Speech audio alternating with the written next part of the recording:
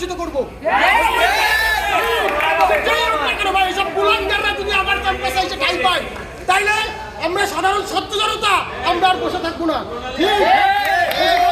ভাই আমাদের জেগে ওঠার সময় আসতে ভাই। জি, আমরা যেভাবে আমরা দালাল মুক্ত করছি, আমরা ক্যাম্পাস থেকে আমরা সন্ত্রাস মুক্ত করেই ছাড়বো মূল্যে ভাই ইনশাআল্লাহ। আপনারা জানেন 29 জুলাই 2024 সালে এই ছাত্রলীগরা এই ক্যাম্পাসে এসে আমার ছোট ভাই এবং আমাদের বড় ভাই যারা আছে এবং আমার বোনদেরকে গায়ে হাত দিছে। প্রত্যেকটা স্টুডেন্ট এই সম্পর্কে অবগত রয়েছে। সেই ছাত্রলীগের কুলাঙ্গারগুলা আবার এই ক্যাম্পাসে প্রকাশ্য ঘুরে বেড়ায়। আমি স্পষ্টভাবে বার্তা দিতে চাই বরিশাল বিশ্ববিদ্যালয়ের শিক্ষার্থীদেরকে, কোন অবস্থায় এই তারুণ্য, এই বিজয় তারুণ্য, এই ছাত্রলীগদের প্রকাশ্য চলাফেরা কোনো অবস্থায় মেনে নেবে না। আমি স্পষ্ট বলতে চাই, আজকে দুই হল থেকে, শেরেবাংলা এবং বঙ্গবন্ধু হল থেকে আজকে ছাত্র সমাজ এখানে এসেছে। কালকে আমাদের কর্মসূচি থাকবে।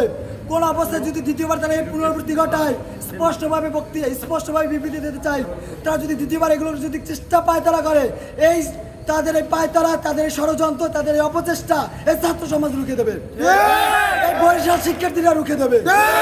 এই বললে আমার বক্তব্য শেষ।